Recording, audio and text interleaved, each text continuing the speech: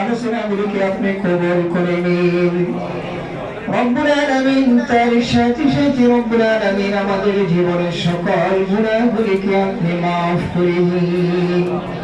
আমাদের আত্মীয় স্বজন, পাড়া প্রতিবেশী, বন্ধু বান্ধব যে যেখানে অন্ধকার কবরে শহীদ হয়েছে, মাহে রমজানের খাতিরে সবাইকে আপনি ক্ষমা করে দিন, সবাইকে আপনি মাফ করে দিন, সবাইকে জান্নাতুল ফেরদাউসের মেহমান বানিয়ে দিন।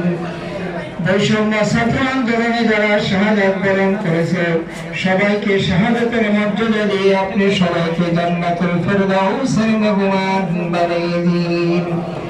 আর যারা অসুস্থতা নিয়ে হাসপাতালে আছে, অসুস্থ আছে, সবাইকে আপনি সুস্থতা দান করে দিন। মাহে রমজানের খাতিরে মাবুদ, আপনি আমাদের দোয়াকে কবুল আর মঞ্জুর করে নিন। ইফতারকে সামনে নিয়ে হাত পেতেছি রব্বুল আলামিন, আপনি আমাদের মাহে রমজানের রোজাগুলিকে কবুল করে নিন। বাকি রোজা